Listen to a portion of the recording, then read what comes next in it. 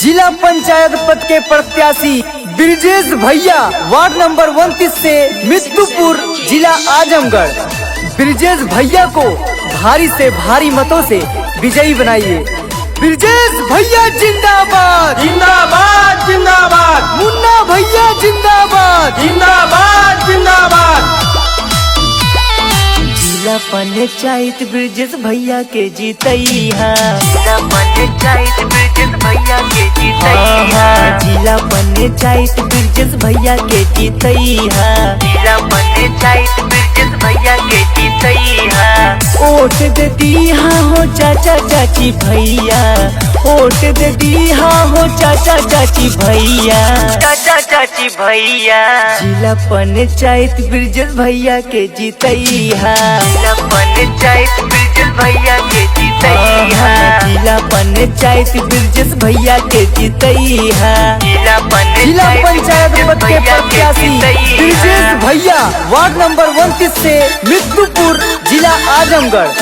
ब्रिजेश भैया को भारी से भारी मतों से विजयी बनाइए। ब्रिजेश भैया जिंदाबाद जिंदाबाद जिंदाबाद मुन्ना भैया जिंदाबाद जिंदाबाद जिंदाबाद।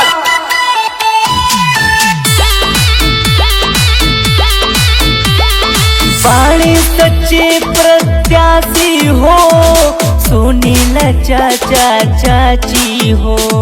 गलती नयब की लोग करिहा, रहिहा केहू ना बाकी हो। सैहा केहू ना बाकी हो। बाणे सच्चे प्रत्याशी हो, सुनील चाचा चाची हो।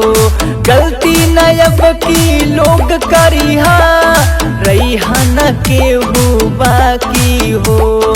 सैहा न केहू बाकी हो।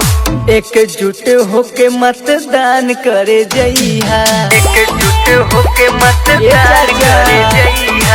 एकजुट होके मतदान करे जइहा। एकजुट होके मतदान करे जइहा।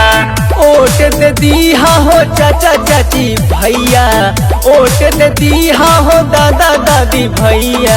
दादा दादी भैया। जिला पंचायत ब्रिजेश भैया के जीतैया। जिला पंचायत ब्रिजेश भैया के जीतैया। जिला पंचायत ब्रिजेश भैया के जीतैया। जिला